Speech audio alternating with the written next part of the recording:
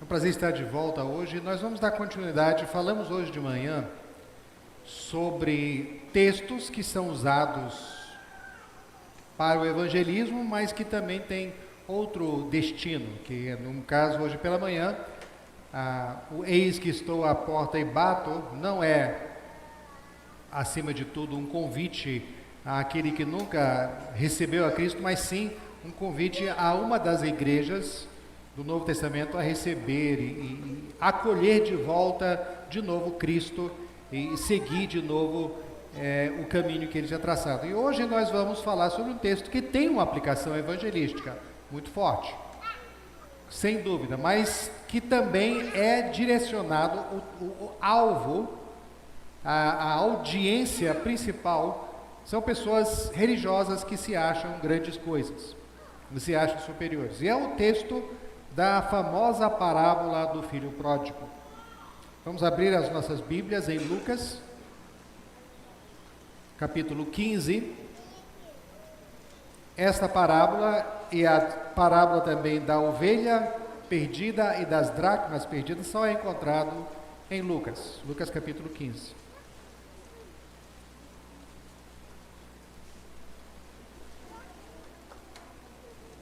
E vamos primeiro ler os primeiros 3 versículos do capítulo. Lucas 15, primeiramente de 1 a 3. Depois, nós não vamos ler a história do filho mais moço, do caçula, e do que ele aprontou, e como ele voltou e tal. Nós não vamos ler isso porque é muito conhecido, uns 15, 20 versículos, e não é o foco da nossa história. Nós vamos pular para o final do capítulo. Mas primeiro, Lucas capítulo 15, versículos 1 a 3. E chegavam-se a ele todos os publicanos e pecadores para o ouvir. E os fariseus e os escribas murmuravam, dizendo: Este recebe pecadores e come com eles. E ele lhes propôs esta parábola, dizendo: Vamos orar. Ó Pai, a parábola que propuseste, estas parábolas que propuseste àquele povo tantos anos atrás, ainda propões à tua igreja. Purifica, ó Pai, os nossos corações de ranço, de amargura, de ressentimento contra aqueles da nossa própria família de Deus. E inclina os nossos corações para sermos obedientes a Ti e ao Teu Filho, e ao Espírito que nos chama à mudança de vida. Em nome de Cristo Jesus, nosso Senhor. Amém. O filho pródigo, aquele que pegou a metade da herança e saiu, e gastou, desperdiçou e voltou, é uma história dramática. Eu já vi filmes sobre ele, já vi vídeos de vários grupos, muita música, muitos hinos. É um dos textos mais usados e corretamente para mostrar o amor de Deus, a insistência do Pai, o perdão do Pai, a possibilidade de volta, a possibilidade de um recomeço, a possibilidade de uma volta e um coração convertido. Então, nada disso está errado, isso está totalmente correto. Mas a mensagem, a audiência que Deus tinha na história do filho pródigo era um outro grupo. Eram os fariseus e os escribas, aquelas pessoas que se achavam os guardiões da moral e dos bons costumes, e da doutrina própria e do culto adequado e agradável a Deus. Essas pessoas não gostavam que Jesus passava muito do seu tempo com o que eles achavam pessoas inferiores, a ralé, o chamado povo da terra, para eles a coisa já tinha começado errado. Para quem já conhecia a história de Jesus, quando na noite em que nasceu, o chamado que foi dado para vir e ver o Filho de Deus, o Salvador da humanidade, não foi dado aos sacerdotes, aos principais, mas a pastores de ovelhas, que apesar da história dos pastores em Israel, e do próprio Davi ter sido pastor de ovelhas, mas eles eram considerados inferiores pelos fariseus, porque tinham que tocar em coisa morta, tinham que carregar, tocar,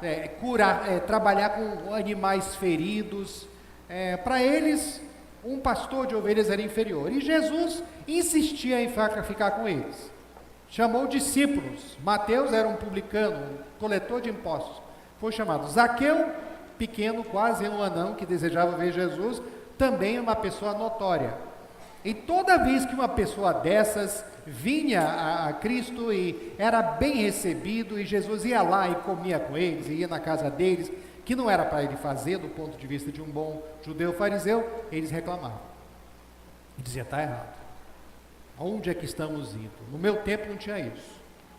A que ponto chegamos, esse homem está se associando com essa gentalha? Essa era a ideia. E Jesus então falou para eles, não é isso. Aí ele contou a história do filho pródigo, que vocês já sabem, tinha 2 filhos, o mais novo pediu a parte dele da herança, levou, gastou, desperdiçou, passou fome, passou necessidades, caiu em si, disse, eu vou voltar para o meu pai, e vou pedir para ser recebido lá embaixo, nem como filho, mas como funcionário de bem lá embaixo, começar de novo. E em vez disso, quando o pai o viu, o pai foi lá, correu, abraçou, etc. Eu me lembro da história de quando uma professora, certa vez, estava contando a história do filho pródigo, e ela disse, então, crianças, na história da volta do filho pródigo, quem não ficou feliz com a volta do filho pródigo? Aí uma criança levantou a mão e disse, o besouro cevado, o bezerro cevado. Essa história do besouro cevado é outra história que eu confundi. O bezerro cevado não ficou feliz. E de fato, com certeza não. Mas quem ficou muito infeliz acima do bezerro cevado foi o filho mais velho. Mas vamos olhar um pouco, ver, porque é muito fácil quando a gente pega uma história de ser meio maquiavélico. Aqui, esse é o bom e esse é o ruim. Esse é o certo e esse é o errado. Vamos olhar umas coisas que o filho mais velho tinha muitas virtudes. O filho mais velho, em nossas igrejas, seria um membro valioso, seria parte de conselho, seria líder, porque ele tinha muita coisa louvável. Vamos ver algumas virtudes que ele tinha, as virtudes do irmão mais velho. Primeiro, trabalhador. E agora vamos ver na história, começando no versículo 25 e indo até o final do capítulo, no versículo 32. Lucas 15, de 25 a 32. E o seu filho mais velho estava no campo, trabalhador. E quando veio e chegou perto da casa, ouviu a música e as danças. E chamando um dos servos, perguntou-lhe o que era aquilo. E ele lhe disse, veio o teu irmão e o teu pai matou o bezerro cevado, porque o recebeu são e salvo.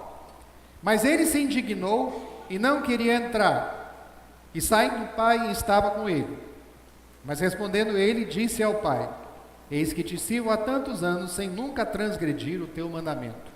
E nunca me deste um cabrito para alegrar-me com os meus amigos. Vindo, porém, este teu filho, que desperdiçou a tua fazenda com as meretrizes, mataste-lhe o bezerro cevado. E ele lhe disse, filho, tu sempre estás comigo, e todas as minhas coisas são tuas.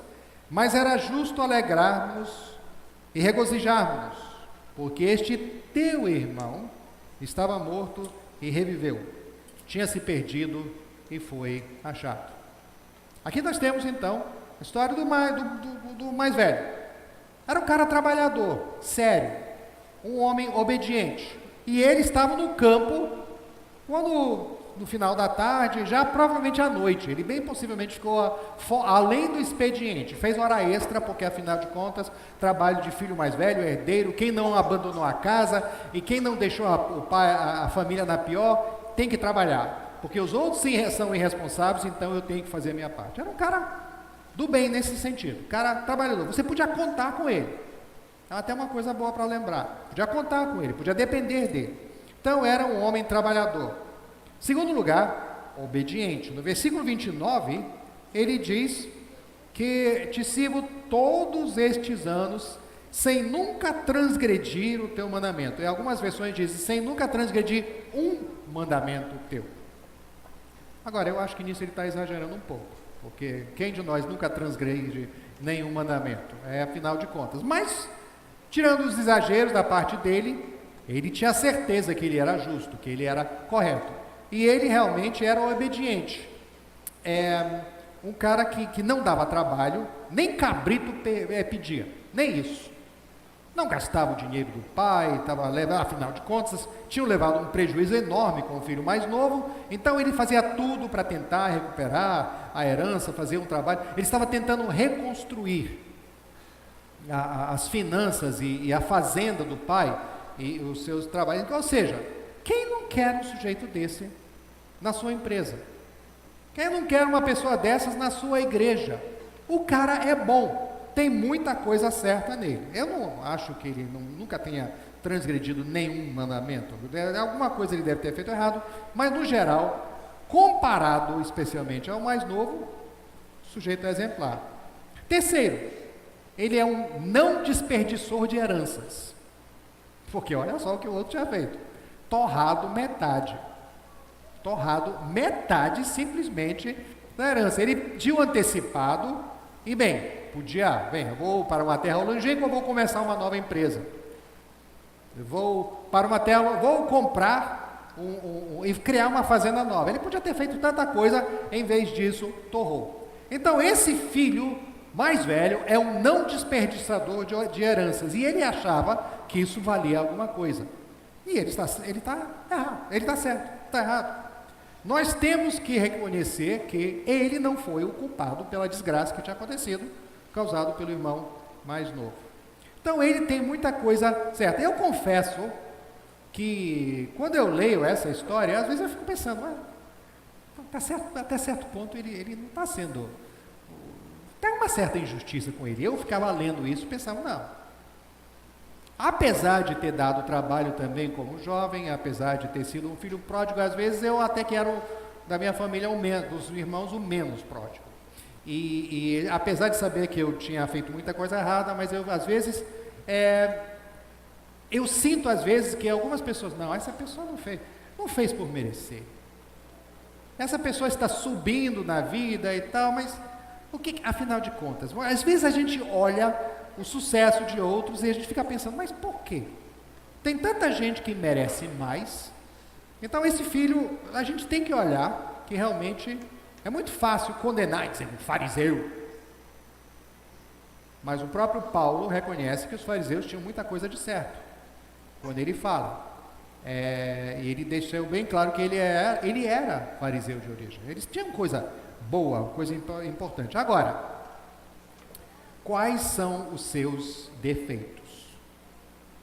O primeiro defeito é um defeito que, como eu chamei, que ele é um não desperdiçador de heranças, que é uma definição nova, não é um termo que você normalmente usa, mas ele é também eles que venham comigo.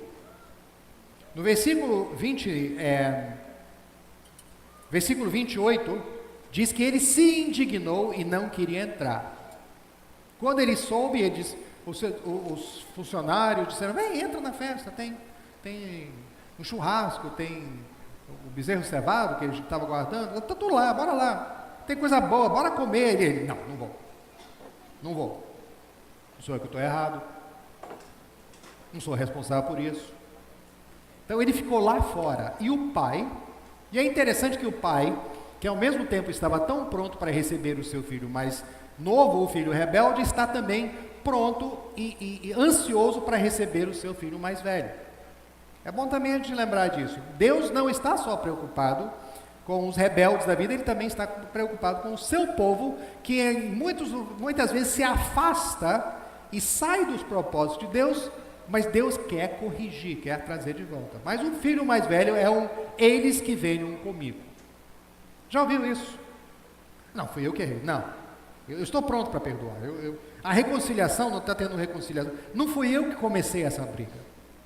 O outro atirou primeiro, o outro fez isso. A culpa, o outro avançou o sinal, o outro fez isso e tal. Eu não fiz, eles que venham comigo. E aí a gente conversa. Mas o outro tem que tomar a iniciativa de vir comigo.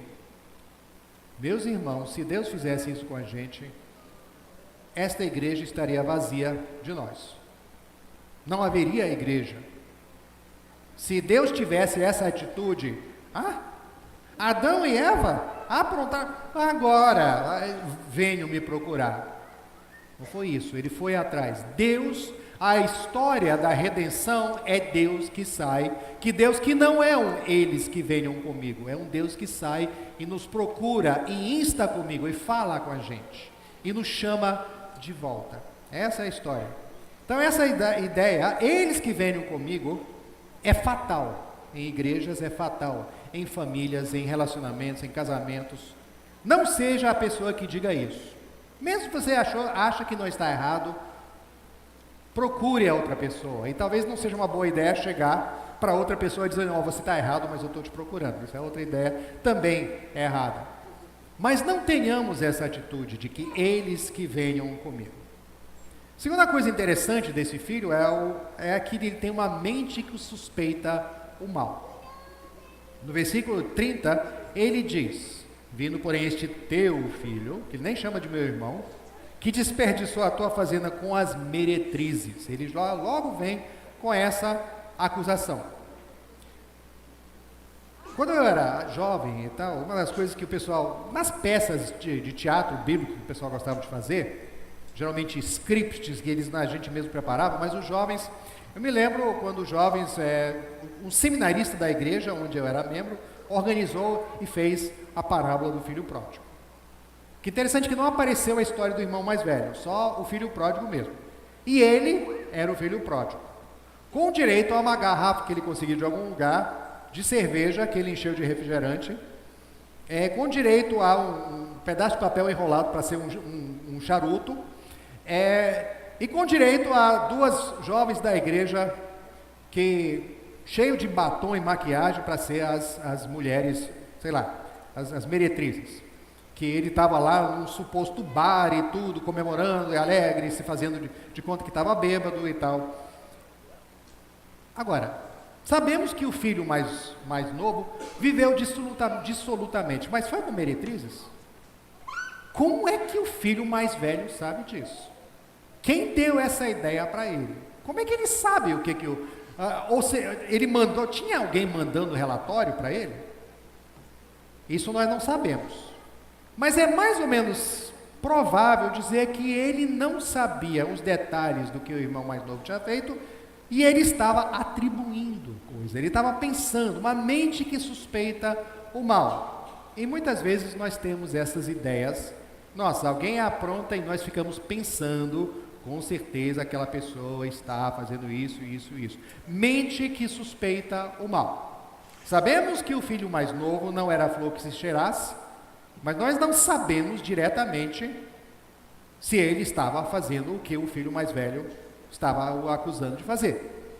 Mas ele estava acusando. Então essa mente, é muito comum pessoas que se acham morais e cheias da verdade ficar pensando, imaginando que os outros, não quero nem pensar no que ele está fazendo. E aí ele fala no que ele acha que ele está fazendo. Então, mente que suspeita o mal. Em terceiro lugar, é uma recusa de entender que nós temos ele tinha um pai que perdoava e nós temos um Deus que perdoa. Eu estava lendo, pesquisando, lendo, eu gosto muito de ler, porque felizmente, de alguns anos para cá, nos nossos trabalhos com Bíblia, as pessoas estão descobrindo e dando mais atenção a este filho mais velho, que afinal de contas, que a moral da história é Jesus contando o filho pródigo, para que os filhos mais velhos entendessem a necessidade de receber os seus irmãos afastados de volta. E felizmente eu estou ouvindo mais sermões e mais mensagens, e biblicamente nós estamos tendo hoje uma interpretação mais equilibrada dessa história do filho pródigo. Voltando a isso, eu vi um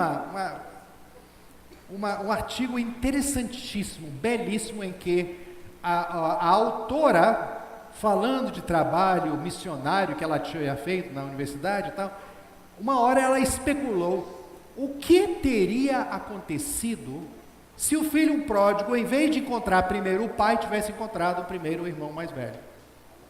Que teria? E ela especulou. O que ele teria feito? Com certeza ele teria falado alguma coisa, cruzado os braços. Bonito, hein? Ah, agora que aparece. Agora que aparece, eu fiquei sabendo que teve uma fome lá no país onde você está. Ficou na pior, né? Vai voltar? Agora pensa que vai voltar, vai ser tudo normal. Olha, vai ter que andar na linha. Na linha. Eu não sei nem se, talvez, você estava fazendo o quê? Qual era o seu último trabalho? Cuidando de porcos? Aqui não tem isso, nós somos judeus, não trabalhamos com animais imundos. Mas você não tem porco, mas tem bode. Você pode ir lá limpar onde eles ficam e tal. Vai andar na linha. O que está pensando? Foi desperdiçar metade. Sabe o prejuízo que tivemos com você? Isso teria acontecido se o irmão mais velho tivesse encontrado, não tivesse sido o pai. Eu achei fantástica essa especulação. Então, mas ele não entendia, e os fariseus não entendiam, que a história de Israel era a história de um Deus que perdoa aquele que, como Davi no Salmo 51, se busca o arrependimento. Deus perdoava e continua perdoando. Claro que a pessoa que viola os preceitos de Deus paga um alto preço, mas há perdão, há volta, há retorno. Ele não queria entender isso. Ele queria que fosse, talvez ele até recebesse o irmão de volta, mas tinha que passar por uma série de atitudes e tudo e tal, porque afinal de contas, aqui na nossa casa não deve ter bagunça. Essa é a ideia. Agora, é interessante também, finalmente, dos defeitos dele, é que ele faz uma distinção. Ele não chama o irmão dele de meu irmão, ele chama teu filho. É que nem filho da gente. E filho, às vezes quando o filho faz certo, tudo certo, o marido fala para a mulher, esse meu filho, 10, né? Quando ele apronta, esse teu filho, né? A gente joga a culpa na outra pessoa. Teu filho. Tá vendo o que o teu filho fez? Olha, tá vendo o boletim que a minha filha trouxe para casa? Olha só o notão. Tá vendo? O teu filho, recuperação de novo, não sei nem se passa. E nós temos essa ideia. Então esse filho mais velho estava dizendo, esse teu filho. Agora, o que nós podemos aprender em termos de lições? Primeiro, o reino de Deus tem festa. Isso é o título de um livro que eu li anos atrás, que é justamente isso. O reino de Deus é uma festa. E justamente a história principal do livro é essa festa com a volta do filho pródigo. Celebração. E nós, que como o filho mais velho, entendemos que a vida é coisa séria, que orçamento é coisa que tem que ser respeitado, que temos que andar na linha, prazo é prazo, dever é dever, isso tudo é verdade. Mas na igreja, uma igreja que não celebra, que não festeja, é uma igreja que, quem quer ser parte de uma igreja dessa? O reino de Deus tem aspectos, tem o lado de celebração. Jesus fala, eu gosto muito quando alguém tem decisões e o pastor Heiker nos lembra da festa que está acontecendo lá no céu. O foguetório, minha expressão, toda vez que um pecador se arrepende, é como se fosse mais um título de Copa do Mundo lá em cima. É muita celebração. E é isso que Deus quer para nós, e isso que ele não queria. O filho mais velho não queria nada disso. Ele queria coisa séria. Segundo lugar, o ser humano é um criador de inimigos. O ser humano é a nossa natureza pecaminosa dividir a humanidade entre eles e nós, os certos e os errados, os corretos e os incorretos, o de Deus e dos diabos. E então nós temos a tendência a criar, no caso, o filho mais velho estava disposto a criar uma separação na casa entre ele e o filho mais novo, arrependido, e se fosse necessário ficar contra o pai. Porque o ser humano é um criador de inimigos. E agora, o que Cristo veio fazer? Efésios 2,14. Efésios 2,14 é interessante. Porque Ele é a nossa paz, o qual de ambos os povos, aqui falando de judeus e gentios, fez um.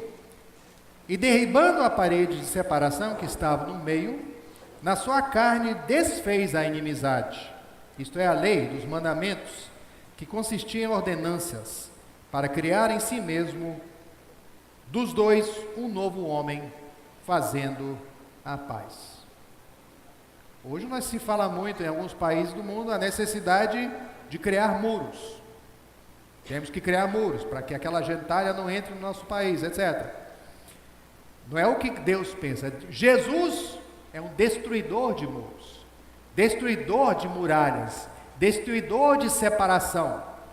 A igreja que Cristo chamou é a igreja que inclui gente de todas as tribos, línguas, raças e nações, gente de tudo que você pode imaginar, são unidos em Cristo Jesus. Nós vivemos querendo separar, nós vivemos querendo criar distinções, e Cristo é aquele, é o derrubador de dimensões, de divisões. Agora, tem um texto bem interessante em que eu confesso que eu leio, eu já li, eu já lutei muito com esse texto, que é a parábola dos trabalhadores da vinha, em Mateus 20, que nós não vamos ler também, porque são 16 versículos. Mas é a história daqueles que são contratados, um grupo, são contratados no início do dia para receber uma diária, um denário, que era o trabalho de um trabalhador durante um dia. Depois outros chegaram depois. No final do dia todos receberam a mesma coisa. E eu me lembro, a primeira vez que eu li essa parábola, eu disse, acho que estamos certos.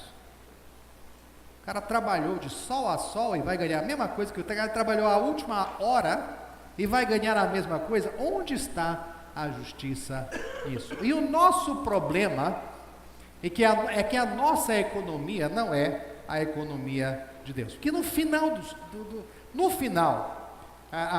Deus, a Bíblia fala, e inclusive a declaração doutrinária batista diz que somos predestinados, aqueles que Deus escolheu para si antes da fundação do mundo, para ser salvos sem quaisquer méritos.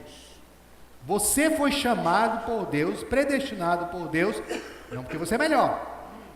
Inclusive Deus falou isso para o povo de Israel, ele disse, não é porque vocês são melhores, vocês são um povo de dura serviço, escolhi vocês porque eu quis, faz parte do meu propósito, não por causa de qualquer mérito seu. E nós dizemos isso, recitamos, está na nossa declaração de fé, está na declaração batista, está na declaração de Westminster, está nos 39 artigos da Igreja da Inglaterra. Todos nós dizemos que acreditamos e não acreditamos. Acreditamos no fundo. Se eu fui chamado, eu tenho alguma... Deus gostou de mim. Deus gostou, Deus achou... Sei lá, eu não sei o que foi, mas Deus viu Deus me chamou e eu, no final das contas, sou melhor. E esta é a atitude do filho mais velho, conhecedor das Escrituras, conhecedor da lei de Moisés, que dizia que eles eram um povo de dura serviço, conhecedor de toda a história trágica de Israel em muitos pontos e do povo de Judá com a sua rebelião, conhecedor e mesmo assim achando que ele, de alguma forma, era melhor. Então, nosso problema é que nós temos a nossa economia e Deus tem a economia dele, em que realmente é tudo pela graça.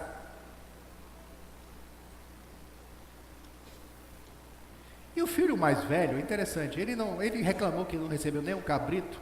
O pai disse, meu filho, era seu.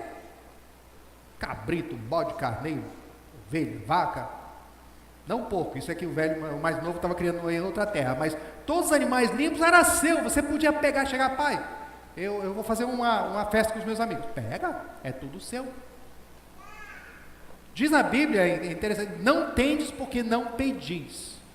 Muitas vezes a gente fica na nossa, a gente pensa e tal, e não usa. E depois fica ressentindo porque os outros são abençoados. O filho mais velho não tinha porque não pediu, era dele, era tudo dele. Agora, a lição final que nós temos é o pai, que vai à procura do mais velho. O pai quer reconciliação. O prêmio Nobel da paz devia ser sempre, todo ano, de Deus, que busca a reconciliação entre famílias e igrejas e pessoas, e Deus quer trazer a reconciliação através da obra de Cristo na cruz. A obra de Cristo da cruz não é para criar separações, não é para criar divisões, como nós somos. Nós somos criadores de distinção. Deus é um apagador de distinções.